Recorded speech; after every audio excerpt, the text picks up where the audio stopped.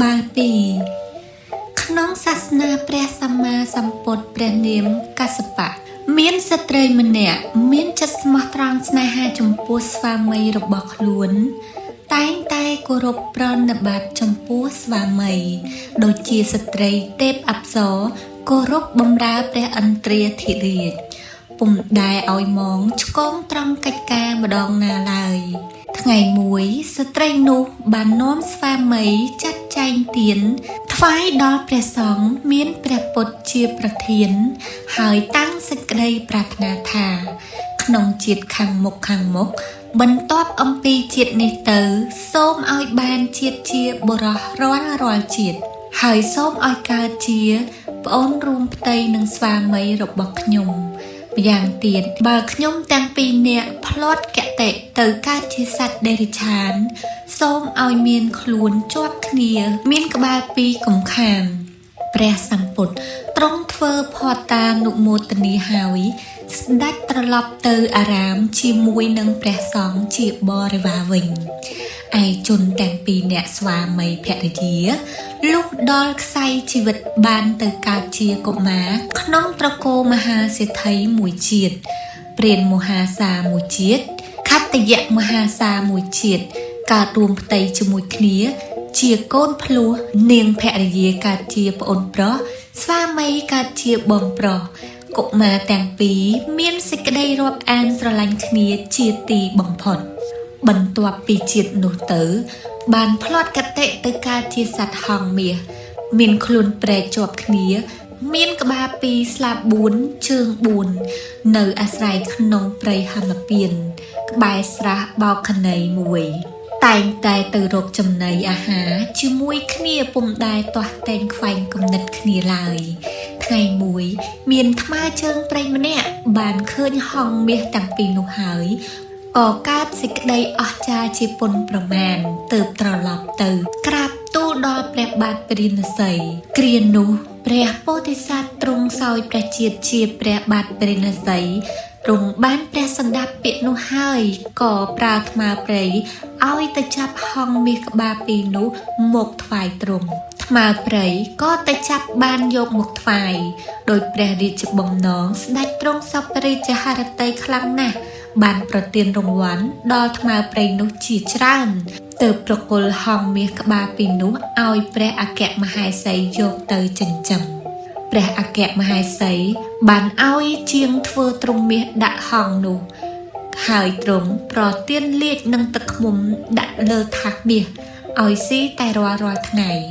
ขนมกาจีกรอยหมกแปรนิ่มเตวีบานโจตกราบตูแปรบาดเปรินไซธาสัตว์ห้องกบาปีนุปรสันบาบ่มใบออกรอยไงที่เชียงทัวตรงเมียดะห้องนุหายตรงปรเตียน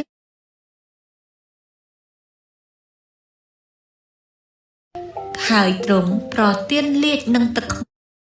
ดอทมาเปรนุจีจรันเติบประกลห้องเมียกบาปีนุเอาแปรอาแกะมหาไซโยกเตยจันจำแปรอาแกะมหาไซบานเอาเชียงทัววันดอทมาเปรนุจีจรันเติบประกลห้องเมียกบาปีนุเอาแปรอาแกะมหาไซโยกเตยจันจำแปรอาแกะมหาไซบานเอาเชียงทัวตรงเมียดะห้องนุหายตรงปรเตียนเลียดนังตะขมุมดะเลอทักเมียเอาซีแต่รอไงขนมกาจีกรอยหมกแปรนิ่มเตวีบานโจตกราบตูแปรบาดเปรินไซธาสัตว์ห้องกบาปีนุปรสันบาบ่มใบอ่อยดัดปีเนียห้องมวยตกจันจำในขนมแปรริจแวงห้องมวยเตียดตกขนมส่วนสัตว์สำหรับเอาโมหาจนมือนี่คือจิกาประไปนะแปรบาดปรินไซตรงโยลตามมาเตะระบอแปรริตวีเติบบังกวบอ้อยอามาต่างลายมกประจุมเนียหายตราสัวถาเนี่ยนาอาบ่มใบห้องในบานเจนปิดเนียนุได้มันเมียนกรุธนาเยื่องนังเอารางวัลจิจรันดอลเนี่ยหนูเป็นหนูเมียนอามามาเนี่ยชิ้นเนี่ยเฉลี่ยไว้ในขนมอุบายกอลบานไฟดำเนินดอแปรริจิธาขยมแปรอ๋องอาจบ่มใบบานแปรริเจียก็ประกลห้องนุเอาเตอไง ngày mũiអាម៉ាត់នោះបានរៀបចំតាក់តែងខ្លួនចូលទៅក្នុងវាំងមុននឹងទៅបានបង្ហាញខ្លួនឲ្យសត្វហង្សទាំងពីរបានដឹងថាគាត់ទៅគាល់ព្រះរាជាលុះត្រឡប់មកវិញទៅអោនសឹបចិត្តក្បាលហង្សម្ខាងនិយាយខ្សៅតិចធ្វើហាក់ដូចជាប្រាប់រឿងកំបាំងអ្វីមួយហើយក៏ដើរចេញទៅឯហង្សម្ខាងឃើញដូច្នោះហើយក៏មានសេចក្តីសង្ស័យណាស់ទើបសួរទៅហង្សជាសម្លាញ់ថាសម្លាញ់ម្សិលមិញនេះអាម៉ាត់ខ្សឹបប្រាប់អំពីរឿងកំបាំងអ្វីដល់អ្នកចូលអ្នកប្រាប់គ្នាផងមកមើលហង្សម្ខាងប្រាប់ថាអត់មានប្រាប់ការអ្វីទេគ្រាន់តែឮខ្សៅមិនដឹងថាមានន័យអ្វីឡើយសត្វហង្សម្ខាងទៀតក៏តូចចិត្តណាស់ទើបនិយាយថាអោសម្លាញ់ឯងមិនគួរលាក់កំបាំងនឹងគ្នាសោះគ្នាពិតជាឃើញអាម៉ាត់និយាយប្រាប់ឯងនឹងភ្នែកទោះបីហង្សម្ខាងនិយាយប្រាប់យ៉ាងណាក៏មិនជឿចេះតែទទួលសួរជាញឹកញយថ្ងៃក្រោយអាម៉ាត់ក៏ទៅខ្សឹបក្បែរត្រចៀកហង្សនោះម្ដងទៀតសត្វម្ខាងសង្ស័យក៏សួរដូចមុនហង្សម្ខាងប្រាប់ថាខ្ញុំមិនបានឮអ្វីទេហេតុដូច្នោះហើយហេតុដូចម្ដេចបានចេះតែសួរខ្ញុំដូច្នោះចាប់តាំងពីពេលនោះមកហង្សទាំងពីរក៏ឆ្លោះគ្នាប្រកែកគ្នាកាន់តែខ្លាំងឡើងដល់រាប់ដល់ជេរប្រតិចគ្នាហើយតទះស្លាប់ចឹកគ្នាជាខ្លាំងដោយអំណាចនៃសេចក្តីក្រោធខឹងសរីរកាយនៃហង្សទាំងពីរក៏បែកចេញពីគ្នាជាចំណែកអាមាត្យឃើញដូច្នោះហើយក៏នាំយកហង្សទាំងពីរទៅថ្វាយព្រះពិរាណសីព្រះអង្គបានទតឃើញមានសេចក្តីសោមនស្សជាពន់ពេកទើបព្រះរាជទានស្រុកសួយមួយឲ្យជារង្វាន់ហើយទ្រង់ត្រាស់សួរថា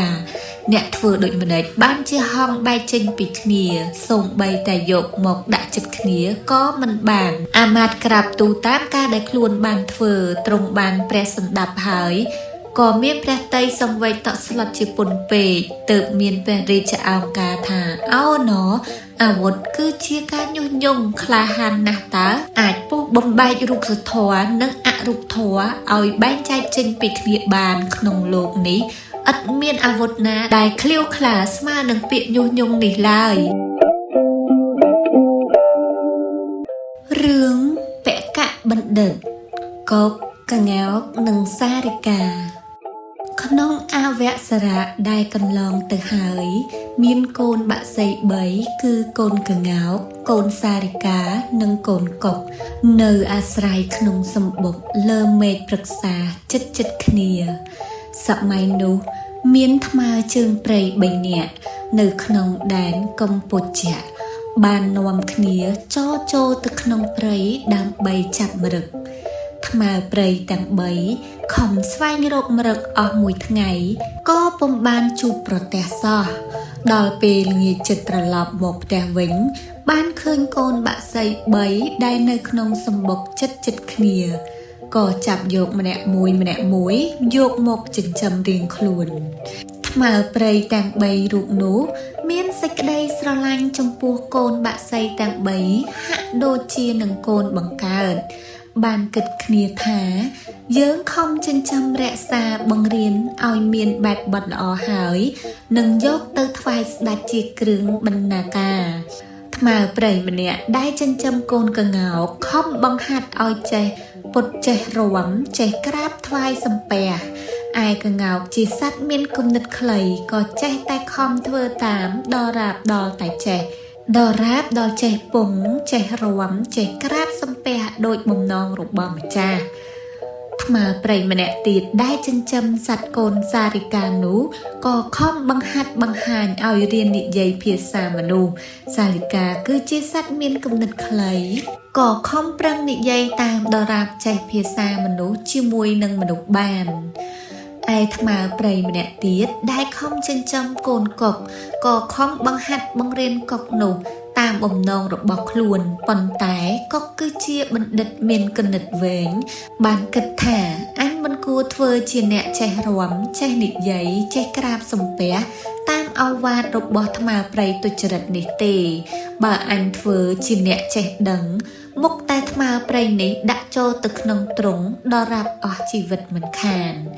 លោកគិតដូច្នោះហើយក៏មិនអើពើនឹងអាវ៉ាតរបស់ថ្មប្រៃជាម្ចាស់ឡើយបើគេបង្ខំខ្លាំងគ្រាន់តែស្រែកក្រក់ក្រក់តែប៉ុណ្ណោះថ្ងៃមួយថ្មប្រៃទាំងនោះបានយកកូនបាក់សីទាំង3ទៅថ្វាយស្ដេចព្រះរាជាបានតតឃើញកូនបាក់សីនោះហើយទ្រង់មានព្រះដំដាសសួរថាមនាកូនកង្កោកនេះមានគុណវិសេសដូចម្ដេចខ្លះអ្នកម្ចាស់កង្កោកក្រាបទូលថាបបិទ្ធព្រះសម្មាទិទេពកង្កោកនេះចេះរាំចេះពងចេះក្រាបថ្វាយបង្គំក៏ប្រើកង្កោកនោះថ្វាយបង្គំព្រះរាជាលុះកង្កោកនោះថ្វាយបង្គំហើយអ្នកម្ចាស់កង្កោកធ្វើភ្លេងដោយប្រើមាត់របស់ខ្លួនកោកក៏ពុនពេនរេរាំតាមភ្លេងនោះព្រះរាជាបានតតឃើញដូច្នោះទ្រង់សពព្រះរាជហឫទ័យខ្លាំងណាស់ក៏ត្រាស់បង្គាប់ឲ្យអាមាត្យចងទុកក្បែរទីនោះទៅទ្រង់ត្រាស់សួរទៅសត្វចិញ្ចឹមសាលិកាទៀតអ្នកចិញ្ចឹមសាលិកាក្រាបទូលថាបពិតមហារាជសាលិកានេះចេះនិយាយភាសាមនុស្សបានក៏នាំសាលិកានោះនិយាយថ្វាយព្រះរាជាសម្ដាប់ព្រះរាជាទ្រង់សពព្រះរាជហឫទ័យភាសាកូនសាលិកានោះណាស់ទ្រង់សពព្រះរាជហឫទ័យក៏បង្គាប់ឲ្យអាមាត្យចងវាទុកក្បែរនឹងសត្វកង្កោកនោះទើបត្រាស់សួរទៅអ្នកចិញ្ចឹមកុកវិញទៀត